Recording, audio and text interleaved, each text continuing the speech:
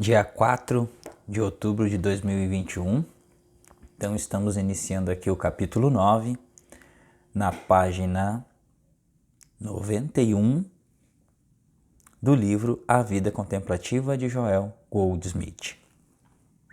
Excepcionalmente, gente, dia 4, estamos iniciando o capítulo 9, a preparação diária para a vida espiritual. Preparação diária, o que você tem que fazer na vida diária? Bom, gente, vamos responder uma questão que surgiu no grupo da classe de estudos do Consciência Infinita, no qual foi perguntado, qual a diferença entre física quântica, mecânica quântica e metafísica. O que implica uma na outra? Bom, a diferença, se nós formos ver pelo olhar do todo, não existe diferença alguma.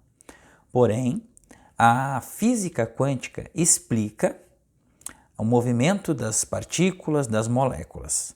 Mecânica quântica, a física quântica explica o que é, o que significa o interior do átomo, até onde que vai esse vácuo, a energia, o vácuo quântico. A mecânica quântica é o movimento das partículas, do movimento do espírito. E a metafísica é além da física. É além da física. Quando falamos metafísica, falamos além da física. E o que é o além da física, gente? O que é uma metafísica? O metafísico é entender sobre as coisas do espírito, manifestação do invisível e manifesto. É o entendimento disto, manifestação metafísica, além da física, ou seja, invisível e manifesto. Tá ok? Então, sem delongas, demos uma explicada aqui, rapidamente, que não há diferença alguma entre essas três coisas, mecânica quântica, física quântica e metafísica. Porém, a metafísica é além da física. Quando você medita para fazer um experimento, você está usando a metafísica para fazer um experimento na lei da física. Então, na meditação, você vai além da física. Na meditação, você chega na metafísica, que é o sentimento da manifestação do Espírito onipresente. É a manifestação da própria presença, invisível e manifesto. Ok? É a percepção consciente deste Espírito. Confiar no Senhor com todo o seu coração e não se inclinar no seu próprio entendimento. Aí você chega nas questões metafísicas. Então vamos seguir aqui no texto, tá? O jovem estudante, o aluno iniciante, deve perceber que existem princípios específicos que constituem a mensagem do caminho infinito. Se esses princípios não são compreendidos e praticados, o caminho infinito permanece na categoria de uma filosofia, apenas uma abordagem interessante da vida, algo sobre o que ler depois, guardar na estante. Mas isso não é, em nenhum sentido, o que é o caminho infinito. O caminho infinito é uma experiência viva, prática para o uso na vida cotidiana. Então, o que o Joel está dizendo aqui? Que o ensino do caminho infinito, gente, é uma experiência viva, que precisa ser praticada dia após dia. Aqui, prática para o uso da vida cotidiana. Usar os princípios na nossa vida cotidiana. Tentar encaixar estes princípios que a gente lê aqui, que a gente estuda aqui. Senão não adianta de nada, gente? A gente pegar e ler os textos do Joel e ter uma visão romântica da vida. Tem sido dito muitas vezes e reivindicado por muitas pessoas que o ensinamento de Jesus Cristo é tão impraticável que não poderia ser adaptado ao nosso estilo de vida moderno. Isso nos parece estranho quando lembramos que, de acordo com relatos bíblicos, esse assim chamado modo de vida impraticável curava os enfermos, ressuscitava os mortos, fornecia suprimento para aqueles que precisavam, acalmava a tempestade e trazia paz onde havia discórdia. Este modo de vida tem sido chamado de impraticável e, no entanto, nada na história religiosa do mundo foi tão prático como o ensinamento de Jesus. Foi difícil, mas foi prático. E assim, nestes dias modernos, nós também descobriremos que viver como o Mestre ensinou é difícil, mas é prático. Então, esses princípios de Jesus, que o Mestre viveu, é praticado e é sentido na vida diária isso. Tudo que ele fala acontece, que é arquetípico, gente? O fato de um ensinamento religioso pode trazer a cura de males físicos e mentais, que pode levar a um maior senso de suprimento, que pode fornecer segurança e proteção, que pode trazer uma paz interior e uma libertação dos maiores problemas do mundo e até mesmo alguma solução para esses problemas. Garante que o ensino seja praticado. Vou ler de novo isso aqui para ver se fica entendido, tá ok?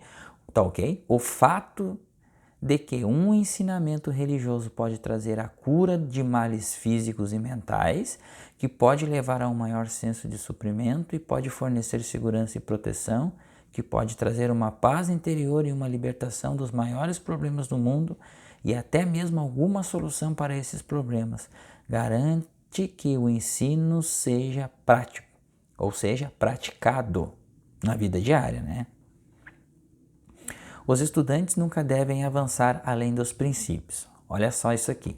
Isso aqui é um subtítulo, então nós estamos navegando neste praticar da vida contemplativa, da ação, a ação para a prática desses princípios espirituais do caminho infinito. Por isso que este vídeo, este livro é considerado a Bíblia ou a consulta que Joel fazia nos seus escritos. Embora o caminho infinito seja um dos ensinamentos mais práticos, é difícil para o iniciante porque deve haver uma compreensão dos princípios básicos e então deve haver uma prática deles, até que o aluno desenvolva uma consciência real, que o torne possível abandonar qualquer tentativa árdua de tornar esses princípios eficazes e demonstráveis. O caminho infinito é difícil para os alunos avançados também, mas por um motivo diferente. Muitas vezes esquecem que a única razão pela qual podem ser considerados avançados é que eles conhecem e praticam os princípios básicos que compõem a mensagem do caminho infinito. Há uma tentação por parte de alguns deles e, no entanto, de estarem tão avançados que tentam avançar além dos princípios, e é aí que eles enfrentam problemas. Na prática e vivência do caminho infinito, descobri que é possível avançar além do estágio do principiante.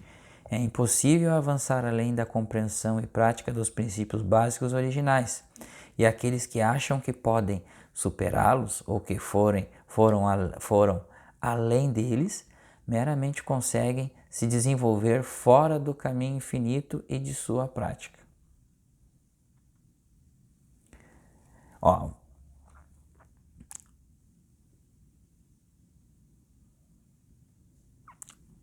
que o Joel está dizendo aqui, gente? O que vem na consciência? Nós temos as práticas do caminho infinito, que é os 3 princípios básicos do caminho infinito.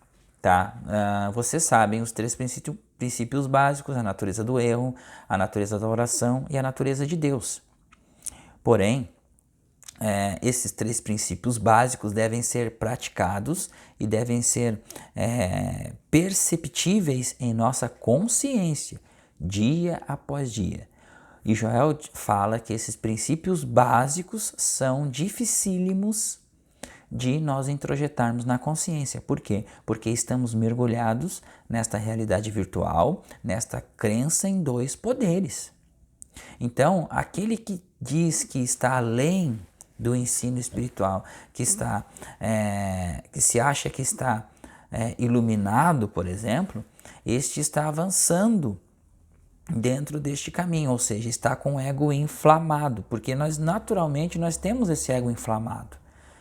Então, precisamos educar este ego dia após dia e olhar com o olhar de observador, porque estamos imersos aqui nesta terceira dimensão, precisamos entender o nosso caminho aqui, o nosso desenvolvimento aqui, para podermos alçarmos na compreensão desses princípios básicos e dia após dia caminharmos na humildade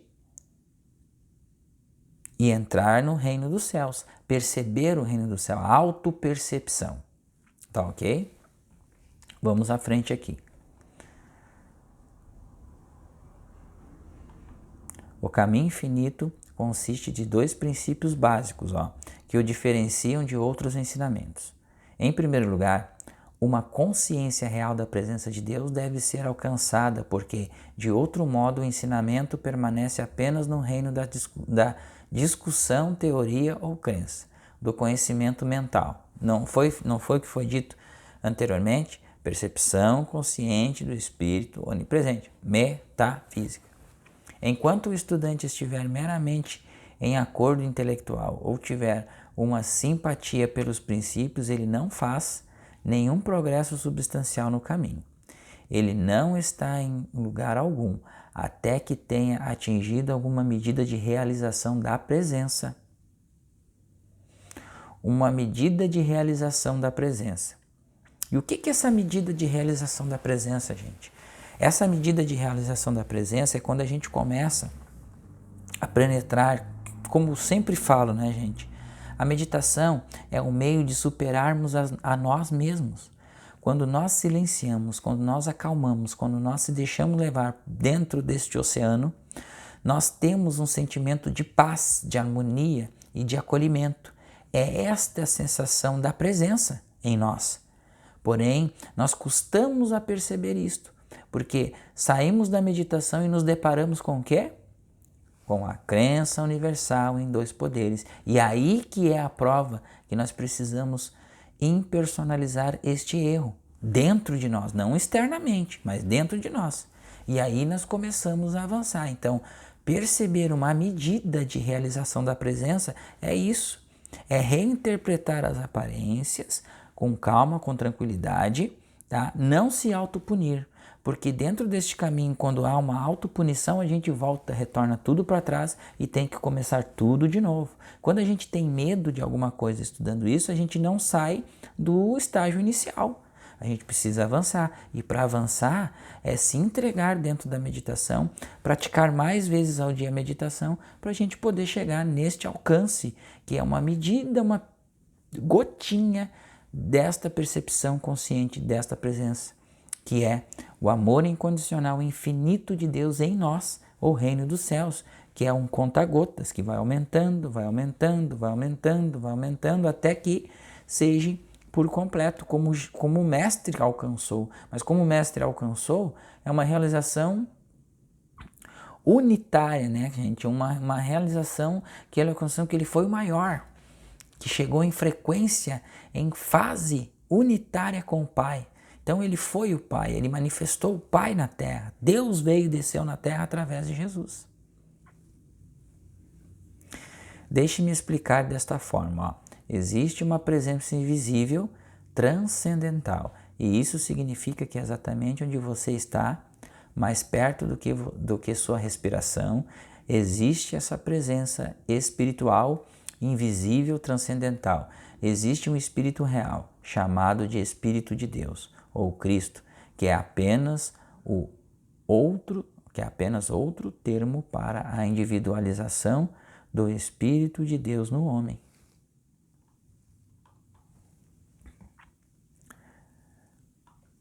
Quando uma experiência espiritual é uma experiência real? É uma pergunta, né? Quando será que uma experiência espiritual é uma experiência real? Vamos ver o que o Joel tem para nos explicar aqui. Há esta presença e está dentro de você. Há uma presença, há esta presença, há a manifestação consciente deste Espírito onipresente em nós, que é o próprio Espírito em nós, e está dentro de nós. E você não tem que ir a montanhas ou templos para encontrá-la. Você pode encontrá-la sentado em sua própria casa, em uma biblioteca pública ou em qualquer igreja onde haja tranquilidade e paz. Onde quer que você esteja, é literalmente verdade que o lugar em que você está é terra santa e, portanto, onde quer que você esteja, você pode alcançar a experiência real dessa presença que está dentro de você. Não apenas você pode, mas como estudante do caminho infinito, você deve. Você deve atingir a consciência, o sentimento real, a percepção real de uma presença divina dentro de você. Você não poderá analisá-la ou dissecá-la. Você não será capaz de explicá-la para seus amigos ou parentes. É tolice e até mesmo tentar explicar isso a si mesmo. Basta você experimentá-la e você reconhecerá sua validade pelos frutos dessa experiência. Há muitos, é claro, que leem sobre experiências espirituais na literatura religiosa do mundo e se iludem acreditando que estão experimentando a presença, ao passo que não estão tendo nada mais nem menos que um júbilo emocional. A literatura religiosa do mundo está repleta de relatos de pessoas que são vítimas de auto-hipnose, que escrevem os relatos mais espetaculosos de experiências que são apenas fantasias de sua imaginação.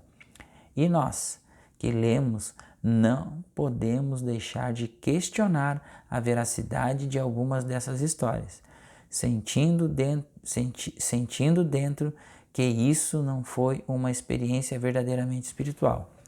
Por que temos essa reação? Por que nos sentimos assim? Porque observamos que não há frutos práticos resultantes, não há paz alcançada, nem harmonia, nem saúde. Nenhuma das experiências de cura e regeneração que vieram ao mundo através da revelação de Jesus Cristo chega àqueles que tentam viver permanentemente nas nuvens e não conseguem manter os pés no chão. Aqueles que alcançam a experiência do Cristo acham que isso imediatamente resulta em libertá-los de preocupações. Os problemas podem durar por um bom tempo, ou eles podem ir e vir, e esta é a experiência normal e natural da vida, até que através da realização contínua da identidade espiritual, da vida espiritual e da lei espiritual, chegue ao nível descrito pelo Mestre como a superação do mundo. Mas não acreditemos que ele proferiu essas palavras durante o primeiro mês de seu ministério, porque mesmo depois de ele estar atuando como rabino e engajado ativamente no ministério espiritual, mesmo depois de estar realizando alguns dos milagres descritos nas Escrituras, Jesus ainda teve que enfrentar as 3 tentações no deserto, e elas eram tentações sérias, tão sérias quanto qualquer outra que já experimentamos. Haha, gente! Então chegamos aqui, vamos parar por aqui, então, dentro deste capítulo.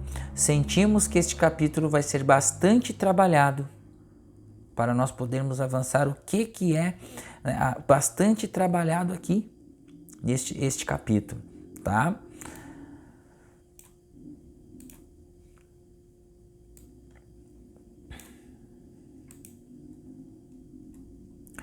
Bom, então, como nós sabemos, gente, problemas da vida humana, aqueles que estão estudando, aqueles que estão experienciando um pouco de paz, de harmonia, né? Nós estamos aqui nos doando, entendendo os escritos de Joel como um conceito, praticando na nossa vida diária para alcançarmos esta realização total consciente de Deus. Todos nós que estamos aqui nesta terceira dimensão estamos trabalhando. Aqueles que estão estudando diligentemente, como Joel fala, aqueles que estão fazendo suas anotações, fazendo seus experimentos, fazendo seus questionamentos perante a vida. Porque o que acontece, gente? Existe uma massa de pensamentos, essa massa de pensamentos está sob nós, sob nossas cabeças, e essa massa de pensamentos sugestiona dia após dia a nossa condição de vida aqui neste planeta. Então precisamos impersonalizar isto. E aí é que pega, porque precisamos confiar no invisível e no manifesto. E para confiar no invisível e no manifesto é necessário entrega, devoção, compaixão, em personalização de qualquer tipo de condição ou coisa que nos aparece, ou circunstâncias. Problemas familiares, problemas de relacionamento, problemas profissionais, problemas de todos os tipos. Jesus, como o Joel falou, em seu primeiro ano de ministério, ele foi, depois que ele atingiu a consciência da cura, ele foi tentado 3 vezes. Então, por quê? Porque estava sobre a cabeça dele as crenças universais, ou seja, o reino do ego, né, gente? Então, o reino do ego, ele é tentado. Nós temos nossos desejos humanos, nós temos nossas questões humanas e trabalhamos com elas todos os dias. Porque estamos aqui neste caminho evolutivo, estamos aqui neste caminho para a transcendência dessas questões, para podermos avançar ainda mais neste caminho espiritual. Então, lá como surgiu aquela questão metafísica, ou física quântica e mecânica quântica, que na verdade, gente, é a confusão que a gente faz. Muitas vezes a gente não entende o que é física quântica. O que explica a física quântica? Tá? E a metafísica é a mesma coisa. Então precisamos sim olhar, estudarmos, nos dedicarmos às meditações para que possamos mergulhar dentro desses experimentos, mergulhar dentro daquilo que a gente está aprendendo, aquilo que o Joel fala nas entrelinhas, né? E ele explica de uma maneira bem simples e prática. É tão simples que é dificílimo de entender as entrelinhas de uma metafísica avançadíssima que é esses ensinamentos de Joel. Então, quando ele fala ali, né, que as tentações do deserto eram sérias, tão sérias quanto qualquer outra que já experimentamos, porque Jesus, ele se elevou em consciência. E quanto mais elevação de consciência, mais a crença universal ela aperta nossa consciência, vem como uma pedra, um peso, um chumbo que nos atrai. Entendeu, gente? Então, assim, é preciso muito amadurecimento emocional para poder superar isso.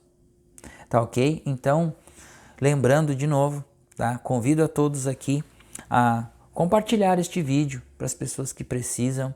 Aqui abaixo vai ficar o link do nosso grupo informativo da nossa classe de estudos. Tá ok? Então, ficamos por aqui. Um muito obrigado e até o próximo vídeo.